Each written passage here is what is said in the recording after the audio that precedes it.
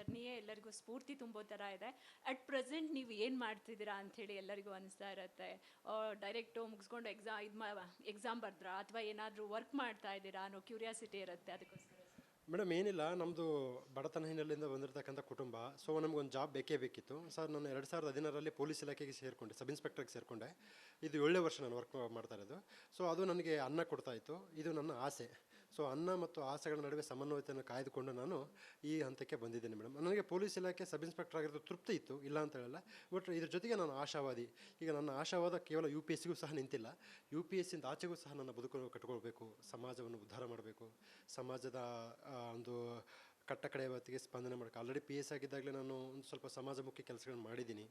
ಬಡ ಮಕ್ಕಳಿಗೆ ಶಿಕ್ಷಣ, ಕರೋನಾ ಟೈಮಲ್ಲಿ ರೇಷನ್ನು.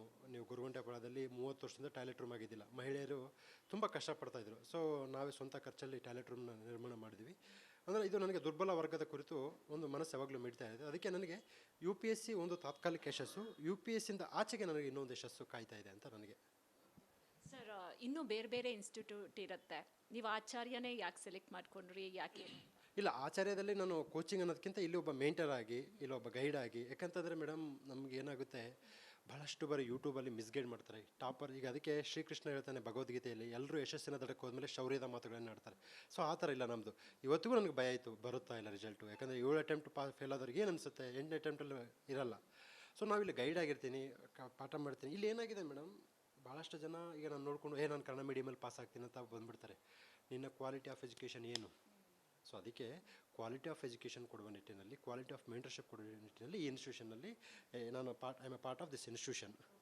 ಸೊ ಅದಕ್ಕೆ ಏನಾಗುತ್ತೆ ಮೇಡಮ್, ಇಲ್ಲಿ ಮೆಂಟರ್ಶಿಪ್ ಇಲ್ಲ ಅಂತಂದಾಗ ಎಕ್ಸಾಮ್ ಕ್ಲಿಯರ್ ಮಾಡೋಕ್ಕೆ ಸಾಧ್ಯವೇ ಇಲ್ಲ. ಭಾಳಷ್ಟು ಜನ ಫಸ್ಟ್ ಅಟೆಂಪ್ಟಲ್ಲಿ ಕ್ಲಿಯರ್ ಮಾಡ್ತಾರೆ. ಏನಕ್ಕೆ ಫಸ್ಟ್ ಅಟೆಂಪ್ಟಲ್ಲಿ ಕ್ಲಿಯರ್ ಮಾಡ್ತಾರೆ ಅಂದರೆ, ಅವ್ರಿಗೆ ಆಲ್ರೆಡಿ ಹಿಂದೆ ಒಬ್ಬರು ಗೈಡ್ ಇರ್ತಾರೆ, ಅವ್ರ ಅಪ್ಪನೋ ಅವ್ರ ಅಮ್ಮನೋ ಅವ್ರ ಅಣ್ಣಂತ. ಆ ಥರ ಆವಾಗಿದ್ದಾಗ ಎಕ್ಸಾಮ್ ಕ್ಲಿಯರ್ ಮಾಡೋದು. ಇಲ್ಲ ಅಂದರೆ ಆಗಲ್ಲ, ಯಾವುದೇ ಕಾರಣಕ್ಕೂ ಆಗಲ್ಲ. ಸರ್, ಇವಾಗ IAS IPS ಎಲ್ಲ ಆಗೋರಿಗೆ ಕೇಳಿದಾಗ ನಾನು ಅಷ್ಟು ಅವರ್ ಓದ್ತಾ ಇದ್ದೆ, ಇಷ್ಟು ಅವರ್ ಓದ್ತಾ ಇದ್ದೆ ಅಂತ ನೀವು ಕರೆಕ್ಟಾಗಿ ಹೇಳಿ ಸರ್. ಇವಾಗ ಒಬ್ಬ IAS IPS ಆಫೀಸರ್ ಆಗಬೇಕು, ಪಾಸ್ ಮಾಡಬೇಕು ಅಂತಂದರೆ ಅವ್ರು ಎಷ್ಟು ಅವರ್ ಇದು ಓದಬೇಕಾಗತ್ತೆ? ನೀವು ಯಾವ ರೀತಿಯಾಗಿ ಓದ್ತಾ ಇದ್ರಿ, ಸಬ್ ಇನ್ಸ್ಪೆಕ್ಟರ್ ಕೂಡ ಆಗಿದ್ರಿ ಅಂಥೇಳಿ? ಮೇಡಮ್, ಈಗ ನಿಮಗೆ ಗೊತ್ತಿರುತ್ತೆ, ಅಂದರೆ ನಾವು ಎಲ್ಲಿರ್ತೀವಿ, ಮಾಧ್ಯಮದವ್ರು ಅಲ್ಲಿರ್ತಾರೆ, ಮಾಧ್ಯಮವ್ರು ಇದ್ದಲ್ಲಿ ನಾವು ಇರ್ತೀವಿ. ನಿಮಗೆ ಹೆಂಗೆ ವೈಯಕ್ತಿಕವಾಗಿ ಸಮಯ ಇರೋಲ್ಲ, ನಮಗೂ ವೈಯಕ್ತಿಕವಾಗಿ ಇರೋಲ್ಲ. ಬಟ್ ಇದರ್ಥ ನಾನು ಓದ್ಲಾರ್ದಂಗೆ ಪಾಸ್ ಆಗಿನಂತಲ್ಲ, ಓದಿನೇ ಪಾಸ್ ಆಗಿದ್ದೀನಿ. ನಾವು ಎಷ್ಟು ಅವರ್ ಓದ್ತೀವಿ ಅನ್ನೋದಕ್ಕಿಂತ UPSC ಡಿಮ್ಯಾಂಡ್ ಏನಿದೆ ಅಂತ ಅರ್ಥ ಮಾಡ್ಕೊಂಡಾಗ ಮಾತ್ರ ಓದೋಕ್ಕೆ. ಡಿಮ್ಯಾಂಡ್ ಏನಿದೆ ಅಂತ ಗೊತ್ತಾದಮೇಲೆ ಒಂದು ಮಿನಿಮಮ್ 6ರಿಂದ 8 ತಾಸು ಆಗಲೇಬೇಕು. 8 ತಾಸು ಆಗಿಲ್ಲ ಅಂತಂದರೆ ನಮ್ಮ ಸಿಲೆಬಸ್ ಕವರ್ ಮಾಡೋಕ್ಕೆ ಆಗಲ್ಲ. ಬಟ್ ಭಾಳಷ್ಟು ಜನಕ್ಕೆ ಡಿಮ್ಯಾಂಡೇ ಗೊತ್ತಿಲ್ಲ. ಈಗೆಲ್ಲ ಲೈಬ್ರರಿಯಲ್ಲಿ ಓದ್ತಾ ಇರ್ತಾರೆ, 12 ಅವರ್ಸ್ ಓದ್ತಾ ಇರ್ತಾರೆ. That is called madness. So ಆ ಥರ ಮಾಡಲೇಬಾರ್ದು ಯಾವುದೇ ಕಾರಣಕ್ಕೂ. ಇಲ್ಲಿ ಡಿಮ್ಯಾಂಡ್ನ ಅರ್ಥ ಮಾಡ್ಕೊಳ್ಳಿ. ನಿಮಗೆ ಗುರಿ ಇದೆ, ಗುರು ಇಲ್ಲಾಂದರೆ ಎಕ್ಸಾಮ್ ಕ್ಲಿಯರ್ ಆಗಲ್ಲ. ಸೊ ಮುಂದೆ ಗುರಿ, ಹಿಂದೆ ಗುರು, ಸಾಗುತ್ತಿದೆ ಸೈನಿಕರ ದಂಡು ಅಂತ ಕುವೆಂಪು ಅವ್ರು ಹೇಳ್ತಾರೆ. ಸೊ ಆ ಥರ ನಿಮಗೇನಾಗಬೇಕು, ಗುರಿ ಇಲ್ಲಾಂದ್ರೆ ನಮ್ಮ ನೋಡಿ ಫಸ್ಟ್ 3 ಅಟೆಂಪ್ಟ್ ಫೇಲ್ ಆಗ್ಬಿಟ್ಟು ಏನಕ್ಕೆ ಫಿಲಿಮ್ಸ್ ಆಗಲಿಲ್ಲ. ಏನಕ್ಕೆ ಅಂದರೆ ನಮಗೆ ಗುರಿ ಇತ್ತು, ಗುರು ಇದ್ದಿಲ್ಲ.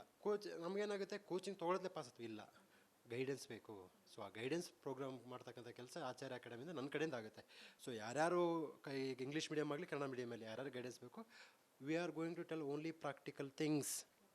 ಏನಾಗುತ್ತೆ ಮೇಡಮ್, ಶೌರ್ಯದಲ್ಲಿ ಹೇಳ್ಬೋದು ನಾನು ಇಷ್ಟವರು ಓದ್ತಿದ್ದೆ ಅಷ್ಟು, ಅದಾಗಲ್ಲ. It is not like that. So ನಾನು I am also human being. ನನಗೂ ಫ್ಯಾಮಿಲಿ ಇದೆ, ಮಗಳಿದ್ದಾಳೆ, ಏಂತ ಇದ್ದಾಳೆ, ಅವ್ರಿಗೆಲ್ಲ ಟೈಮ್ ಕೊಟ್ಟು ಅದು ನೋಡಿ ಟೈಮ್ ಮೇಂಟೈನ್ ಮಾಡ್ಕೊಂಡು ಮಾಡ್ತಾಯಿದ್ದೀನಿ ಅಂತಂದರೆ ನಮಗೆ ಏನೋ ಒಂದು ಗ್ರಿಪ್ ಸಿಕ್ಕಿದೆ. ನಾಡಿ ಮಿಡಿತ ಅರ್ಥ ಆಗಬೇಕು.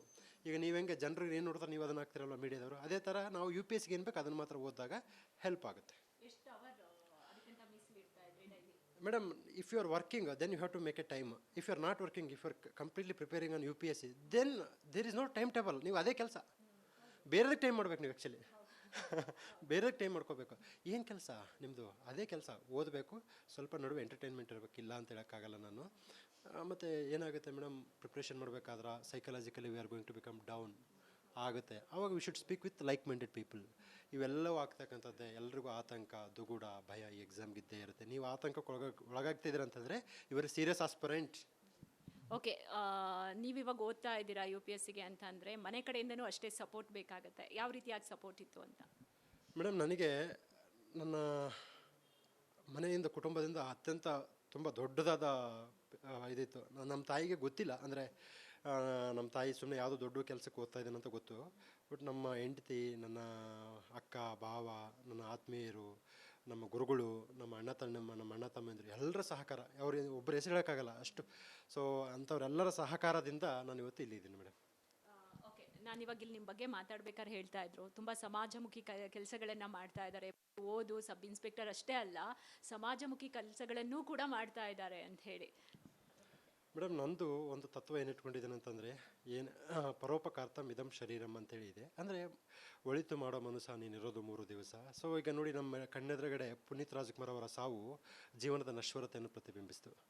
ನಮ್ಮ ಕರೋನಾ 2ನೇ ಅಲೆಯಲ್ಲಿ ನಾನು ಕರೋನಾದ ಕಂಟ್ರೋಲ್ ರೂಮ್ ಓಪನ್ ಮಾಡಿದ್ದೆ. ನನಗೆ ಫೋನ್ ಬರ್ತಾಯಿದೆ, ನಾನೇ ಸ್ವಂತ ಕಂಟ್ರೋಲ್ ರೂಮ್ ಓಪನ್ ಮಾಡಿದ್ದೆ. ಸರ್ ನಾನು 1 ಲಕ್ಷ ಕೊಡ್ತೀನಿ, ಬೆಡ್ ಕೊಡಿ ಅಂತಂದಿದ್ರು. ಅರೆ ಸರ್, ಬಡವನಿಗೆ ಬೆಡ್ ಕೊಡೋಕ್ಕಾಗಲ್ಲ ಹಾಸ್ಪಿಟ್ಲಲ್ಲಿ, ಅವ್ನಿಗಿಲ್ಲ ಅಂತ ಅನ್ನೋಕ್ಕಾಗಲ್ಲ. ನೀನು ಬಡವ, ನಿನಗೆ ಹಾಸ್ಪಿಟಲ್ ಬೆಡ್ ಕೊಡು. ಶ್ರೀಮಂತ ದುಡ್ಡಿದೆ ಬಟ್ ಬೆಡ್ ಕೊಡೋಕ್ಕಾಗ್ತಾ ಇಲ್ಲ ಸರ್, ನಾನೇನು ಮಾಡಲಿ, ನಿಮ್ಗೆ ಆಕ್ಸಿಜನ್ ಸೊ ಅದಕ್ಕೆ ನನಗೇನು ಅನಿಸುತ್ತೆ ಮೇಡಮ್, ನನ್ನ ಹೇಳಿರೋದು UPSC ನನಗೆ ತಾತ್ಕಾಲಿಕ ಯಶಸ್ಸು. ಇದರಿಂದ ಆಚೆಗೂ ನನಗೆ ದೇವರಾಜ ಅರಸು, ಅಂಬೇಡ್ಕರು, ಸಿದ್ಧಗಂಗಾ ಸ್ವಾಮೀಜಿ, ಅನ್ನ, ಅಕ್ಷರ, ಆಶ್ರಯ, ಆರೋಗ್ಯಗಳನ್ನು ನಾನು ನೀಡಬೇಕು ಸಮಾಜಕ್ಕೆ. ಸೊ ಈಗ ಎಷ್ಟು ಜನ IAS IPS ಆಫೀಸರ್ಸ್ಗೆ ಭಾರತ ರತ್ನ ಸಿಕ್ಕಿದೆ ಹೇಳಿ? ಅಂದರೆ ನಿಮಗೆ ಭಾರತ ರತ್ನ ಸಿಗಬೇಕು ಅಂತ ನಮ್ಮ ಮಕ್ಕಳಿಗೆ ಇದನ್ನು ತುಂಬಬೇಕು. ನೀವು ಭಾರತ ರತ್ನ ಆಗಬೇಕಂದ್ರೆ ನಿಮ್ಮನ್ನು ನೀವು ಸಮರ್ಪಣೆ ಮಾಡ್ಕೋಬೇಕು, ಸಮಾಜಕ್ಕೆ ಅರ್ಪಣೆ ಮಾಡ್ಕೋಬೇಕು. ನಿಮ್ಮನ್ನು ನೀವು ಸಮಾಜಕ್ಕೆ ಅರ್ಪಣೆ ಮಾಡಿಕೊಂಡಾಗ, ನಿಸ್ವಾರ್ಥದಿಂದ ಅರ್ಪಣೆ ಮಾಡಿಕೊಂಡಾಗ ಅಂತಹ ಪ್ರಶಸ್ತಿಗೋಸ್ಕರ ಮಾಡಬಾರ್ದು, ಬಟ್ ಪ್ರಶಸ್ತಿ ನಿಮ್ಮ ವ್ಯಕ್ತಿತ್ವ ಏನಂತ ಸೂಚಿಸುತ್ತೆ. ಸೊ ನಾವು ಪ್ರಶಸ್ತಿ ಮಾಡಬಾರ್ದು. ಅದಕ್ಕೆ ನನ್ನ ಮನಸ್ಸು ಏನಂತಂದ್ರೆ ಮೇಡಮ್, ಎಲ್ಲೆಲ್ಲಿ ನನಗೆ ಕಷ್ಟ ಕಂಡು, ನನಗೆ ಗುರುಗುಂಟೆಪಾಳ್ಯದಲ್ಲಿ ಒಂದು ದಿವಸ ನಮ್ಮ ತಾಯಿ ಜೊತೆ ಹೋಗ್ತಾ ಇದ್ದೆ. ನಮ್ಮ ತಾಯಿ ವಾಶ್ರೂಮ್ಗೆ ಹೋಗ್ಬೇಕಂತಂದು, ಅಲ್ಲಿ ವಾಶ್ರೂಮ್ ಇದ್ದಿಲ್ಲ. ಸೊ ನಾನೇನು ಮಾಡಿದೆ, ಅಲ್ಲಿ ಬೈಲಿಗೆ ಕರ್ಕೊಂಡು ಹೋದೆ. ತಾಯಿ ಮಗನ ಸಂಬಂಧ ಶ್ರೇಷ್ಠವಾದದ್ದು, ಏನು ಮಾಡೋಕ್ಕಾಗಲ್ಲ ಅಂತೇಳಿ ಆ ಕಾಂಪೌಂಡ್ ಎಗರ್ಸ್ಕೊಂಡು ಹೋದೆ. ನನಗೆ ಅನಿಸ್ತು, ನಾನು ಮಗ ಇದ್ದೀನಿ, ಹೆಂಗೋ ಮಾಡ್ತೀನಿ. ಒಬ್ಬ ನಮ್ಮ ಹದಿಹರೆಯದ ಯುವತಿಯರು, ನಮ್ಮ ಸಹೋದರಿಯರ ಕತೆ ಏನು, ಅದಕ್ಕೆ ಅವತ್ತೇ ನಾನು ಡಿಸೈಡ್ ಮಾಡಿದೆ, ಇಲ್ಲಿ ಟಾಯ್ಲೆಟ್ ರೂಮ್ ಓಪನ್ ಮಾಡಲೇಬೇಕಂತೇಳಿ 100 ದಿವಸ ಅಭಿಯಾನ ಮಾಡಿದೆ. BBMP ಅವ್ರು ತಲೆ ಕೆಡಿಸ್ಕೊಳ್ಳಿಲ್ಲ, ಸ್ವಂತ ರೊಕ್ಕದ ಲಾನೇ ಇಟ್ಟೆ. ಕೊನೆಗೂ ಅದು ಎಲ್ಲ ಮೀಡಿಯಾದಲ್ಲಿ ವೈರಲ್ ಆಗಿ BBMP ಕಮಿಷನರ್ ಕರೆಸಿದ್ರು. ಬಾರಪ್ಪ ನಿನ್ನ ಸಮಸ್ಯೆ ಏನಂತಂದರು. ಸರ್ ನನ್ನ ಸಮಸ್ಯೆ ಅಲ್ಲ, ನಮ್ಮ ಅಕ್ಕ ತಂಗಿಯರ ಸಮಸ್ಯೆ, ನಮ್ಮ ತಾಯಂದ್ರ ಸಮಸ್ಯೆ, ನೀವು ಓಪನ್ ಕಟ್ಟಲೇಬೇಕಲ್ಲಿ ಅಂತಂದದಕ್ಕೆ ಅವತ್ತು ಕಟ್ಟಿದ್ರು. ಸೊ 30 ವರ್ಷ ಲಾಸ್ಟಿಂದ ಆಗಲಾರ್ದು ಇವತ್ತಲ್ಲಿ ಟಾಯ್ಲೆಟ್ ರೂಮ್ ಆಗಿದೆ. ನನಗೇನು ತೃಪ್ತಿ ಅಂದರೆ, ನಾನು ಅಲ್ಲಿ ಹೋದಾಗ ಯಾವೊಬ್ಬ ಮಹಿಳೆ ಒಳಗಡೆ ಹೋಗಿ ಬಂದು ಅವರ ಪ್ರೆಷರ್ ರಿಲೀವ್ ಆಯ್ತಂದ್ರೆ ಅವ್ರ ಮುಖದಲ್ಲಿ ನನ್ನ ಸಮಾಧಾನ ಇದೆಯಲ್ಲ, ಅಷ್ಟು ಸಾಕು. ಅದೇ ನನಗೆ ಪ್ರಶಸ್ತಿ, ಅದೇ ನನಗೆ ಜ್ಞಾನಪೀಠ, ಅದೇ ನನಗೆ ನೋಬೆಲ್. Very nice sir. ನಿಮ್ಮ ನೆಕ್ಸ್ಟ್ ಟಾರ್ಗೆಟ್ ಏನು ಅಂತ? ಕಾಲ ಬರಲಿ ಮೇಡಮ್, ಕಾಲ ಬಂದಾಗ ಕಾಲ ಎಲ್ಲವಕ್ಕೂ ಉತ್ತರ ಹೇಳುತ್ತೆ. ನೆಕ್ಸ್ಟ್ ಟಾರ್ಗೆಟ್ ಇದೆ. ಟಾರ್ಗೆಟ್ ಏನು ಕತೆ ಅಂತೇಳಿ ಮೀಡಿಯಾದವ್ರು ನೀವು ಭೇಟಿ ಆಗ್ತಾನೆ ಇರ್ತೀವಲ್ಲ, ಕಾಲವೇ ಹೇಳ್ತಾ ಇರುತ್ತೆ. ಈಗ ಅದು ಕಾಲ ಸಂದರ್ಭ ಬಂದಿಲ್ಲ ಅಂತ ಅನ್ಕೊತೀನಿ. ಬಟ್ ಒಂದು ಶೋರು, ನನ್ನ ಟಾರ್ಗೆಟ್ ಅದು ಏನೇ ಆಗಲಿ, ಅದು ಸಮಾಜದ ಕಟ್ಟ ಕಡೆಯ ವ್ಯಕ್ತಿಯವರಿಗಿರುತ್ತೆ, ಸಮಾಜದಲ್ಲಿ ನೊಂದವರಾಗಿರುತ್ತೆ, ದುರ್ಬಲ ವರ್ಗದವ್ರಿಗಿರುತ್ತೆ, ಶೋಷಣೆಗೊಳಗಾರ ಪರವಿರುತ್ತೆ. ಇದು ನನ್ನ ಟಾರ್ಗೆಟ್. ಈ ರೀಚ್ ಆಗಬೇಕು, ಏನೇನು ಮಾಡಬೇಕಂತ ನಾನು ಈಗಿನ ಇದೆ madam. You will come to know. Sir, ಇವಾಗ ಯಂಗ್ಸ್ಟರ್ಸ್ ಬರ್ತಾ ಇದ್ದಾರೆ, ನಾನು UPSC ಬರೀಬೇಕು, ದೊಡ್ಡ ಎಕ್ಸಾಮ್ಗಳನ್ನ ತಗೋಬೇಕು ಅಂಥೇಳಿ, ಅಂಥ ಮಕ್ಕಳಿಗೆ ಏನು ಹೇಳ್ತೀರಾ? ಸರ್ ನೋಡಿ ಸರ್, ನಾನು ಏನು ಹೇಳ್ತೀನಿ ಎಲ್ಲ ನಮ್ಮ ಆತ್ಮೀಯ ಅಣ್ಣ ತಮ್ಮಂದಿರಿಗೆ, ಅಕ್ಕ ತಂಗಿಯರಿಗೆ, ಸತತ ಪರಿಶ್ರಮದಿಂದ ಸಾಮಾನ್ಯನು ಸರ್ವಶ್ರೇಷ್ಠ ಆಗ್ತಾನೆ. ಸರ್ ನನ್ನ 10th ಸೆಕೆಂಡ್ ಕ್ಲಾಸ್ 56, 56%ಗಿಂತ ನೀವು ಯಾರೂ ಕಡಿಮೆ ಮಾಡಿಲ್ಲ. Point number 1. ನಂದು PUC 39, ಅದರಿಗಿಂತ ಕಡಿಮೆ ಮಾಡೋಕ್ಕೆ ಯಾರೂ ಸಾಧ್ಯವೇ ಇಲ್ಲ. ಸೊ ಇಂಥ ಖರಾಬ್ 3rd ಕ್ಲಾಸ್ ವ್ಯಕ್ತಿನ UPSC ಮಾಡಿದಾನೆ ಅಂತಂದರೆ ನಿಮಗೆ ಯಾಕಾಗಲ್ಲ? Point number 1. ಪಾಯಿಂಟ್ ನಂಬರ್ 2, ನೀವೇನೇ ಪ್ರಯತ್ನ ಮಾಡಿದರೂ ಸತ್ಯ, ಪ್ರಾಮಾಣಿಕತೆ, ನ್ಯಾಯ, ಮೌಲ್ಯದ ಆಧಾರ. ಅಂದರೆ ನೀವು ಇಲ್ಲಿ ಅಪ್ಪ ಅಮ್ಮಗೆ ಹೇಳೋದು ಬೆಂಗಳೂರಿಗೆ ಬಂದು ಓದ್ಕೊತ ಇಲ್ಲೆಲ್ಲ ಹರಟೆ ಹೊಡ್ಕೊತಿದ್ರೆ ಆಗಲ್ಲ. ಒಂದು ಬೆನ್ನು ಹಿಡಿದ ಮೇಲೆ ಸೋಲನ್ನೇ ಸೋಲಿಸ್ಬೇಕು. ಈಗ ನನ್ನದು ಮೇಡಮ್ ಇದು 7 ಸೋಲು. 7 ಸೋಲು ನನ್ನನ್ನು ಸೋಲಿಸಿದೆ, 8ನೇದಲ್ಲಿ ನಾನು ಅದನ್ನು ಸೋಲಿಸಿದೆ. ಸೋಲನ್ನೇ ಸೋಲಿಸಬೇಕಾದಂತಹ ಅದಮ್ಯವಾದ ಛಲಗಾರಿಕೆ ಇರಬೇಕು. ಬಿರುಗಾಳಿಯ ವಿರುದ್ಧ ಹೋರಾಡಿ ಗರಿಬಿಚ್ಚಿ ಹಾರಾಡಿ ಗೂಡನ್ನು ಕಟ್ಟಿಕೊಳ್ಳುವಂತಹ ಸಾಮರ್ಥ್ಯ ನಮ್ಮದಾಗಬೇಕು. ಆ ಥರ ಛಲದಂಕ ಮಲ್ಲ ಆದಾಗ ಮಾತ್ರ ನೀವು ಕ್ಲಿಯರ್ ಮಾಡ್ಬೋದು. ಆ ಛಲ ನಿಮ್ಮ ಅಂತರಾಳದಿಂದ ಬರಬೇಕು ಹೊರತು ಅದು ಬಾಹ್ಯದಿಂದ ಬರಲ್ಲ. ಕಟ್ಟಿಟ್ಟ ಬುತ್ತಿ ಎಷ್ಟೊತ್ತೂ ಇರೋಕ್ಕಾಗಲ್ಲ. ನನ್ನ ಲಾಸ್ಟ್ ಕ್ವಶನ್ಸ್ ಏನಂತ ಅಂದರೆ, ನಿಮ್ಮ ತಂದೆ ತಾಯಿ ಏನು ಮಾಡ್ತಾರೆ, ಏನು ಮಾಡ್ಕೊಂಡಿದ್ರು, ಅದ್ರ ಬಗ್ಗೆ ಹೇಳಿದ್ದಾರೆ. ನೀವು ಎಷ್ಟು ಜನ ಮಕ್ಕಳು, ಅದ್ರ ಬಗ್ಗೆ? ಮೇಡಮ್ ನಮ್ಮ ತಂದೆ ನಾನು ನೋಡಿಲ್ಲ. ನಾನು ಸುಮಾರು 1 ವರ್ಷದ ಒಳಗಡೆದಾಗಿ ನಮ್ಮ ತಂದೆ ತೀರ್ಕೊಂಡು ಹೋಗಿದ್ದಾರೆ. ಎಲ್ಲ ನನ್ನ ಎಲ್ಲ ಬಿಡ್ಕೊಂಡು ನನ್ನೆಲ್ಲ ನೋಡ್ಕೊಂಡಿದ್ದು ನಮ್ಮದು ಜಂಟಿ ಕುಟುಂಬ, ನಮ್ಮದು ಅವಿಭಕ್ತ ಕುಟುಂಬ. ನಮ್ಮ ತಾಯಿ, ನಮ್ಮ ದೊಡ್ಡಮ್ಮ, ನಮ್ಮ ಅಣ್ಣಂದಿರು, ನಮ್ಮ ಅಕ್ಕ ಬಾವ ಅವರೆಲ್ಲರೂ ನನ್ನ ಮಗನಂತಲೇ ಸ್ವೀಕಾರ ಮಾಡಿಕೊಂಡು ನಮ್ಮದು ಮಾಡಿದ್ದಾರೆ. ನಮ್ಮದು ಕೃಷಿಕ ಕುಟುಂಬ ಹಿನ್ನೆಲೆ. ಸೊ ನಮ್ಮ ತಾಯಿ, ನಮ್ಮ ಅಕ್ಕ ಬಾವ ವಲಸೆ ಕಾರ್ಮಿಕರು. ಅದಕ್ಕೆ ನನಗೆ ವಲಸೆ ಕಾರ್ಮಿಕರ ಹತ್ರ ಪಾಠ ಮಾಡ್ತೀವಿ. ಮೊನ್ನೆ ನಾವು ಅಲ್ಲಿ ಈ ವಲಸೆ ಕಾರ್ಮಿಕರಲ್ಲಿ ನಾವು ರಾತ್ರಿ ವಾಸ್ತವ ಹೂಡಿದ್ವಿ. ಅಂದರೆ ರಾತ್ರಿ ವಾಸ ಬಿಡೋದ್ರಿಂದ ಆಗ್ತಕ್ಕಂಥ ಅನಾಹುತಗಳೇನು, ಅಲ್ಲಿ ನಮಗೆಲ್ಲ ಸೊಳ್ಳೆಗಳು ಕಡಿತವೆ. ಅವರೆಲ್ಲ ಡೈಲಿ ಸೊಳ್ಳೆಯಲ್ಲೇ ಬದುಕನ್ನು ಕಟ್ಕೊಳ್ತಾ ಇದ್ದಾರಲ್ಲ, ಅದಕ್ಕೆ ನಾವು ರಾತ್ರಿ ವಾಸ್ತವ ಅಲ್ಲಿ ಮಾಡಿದ್ವಿ. ನಮ್ಮದು ಕೃಷಿಕ ಹಿನ್ನೆಲೆ, ಒಂಥರ ಮಿಡಲ್ ಕ್ಲಾಸು, ಲೋಯರ್ ಮಿಡಲ್ ಕ್ಲಾಸಿಂದ ಬಂದಂತಹ ಫ್ಯಾಮಿಲಿ ಮೇಡಮ್. ನಮ್ಮದು ಎಜುಕೇಷನ್ ಎಲ್ಲ ಗೌರ್ಮೆಂಟ್ ಸ್ಕೂಲಲ್ಲೇ ಆಗಿರ್ತಕ್ಕಂಥದ್ದು. ಇಷ್ಟು ನನ್ನ ಹಿನ್ನೆಲೆ ಮೇಡಮ್. ಸರ್, ನಿಮ್ಮ ಈ ಜರ್ನಿ ಏನಿದೆ ಎಲ್ಲರಿಗೂ ಸ್ಫೂರ್ತಿ ತುಂಬುವಂಥದ್ದು. ಇನ್ನು ಮುಂದೆ ಇನ್ನಷ್ಟು ಸಾಧನೆಗಳನ್ನು ಮಾಡಿ ಇನ್ನಷ್ಟು ಯಶಸ್ಸು ಸಿಗಲಿ ಅಂಥೇಳಿ ನಾವು ಕೂಡ ಕೇಳ್ಕೊತೀವಿ. Once again congrats sir.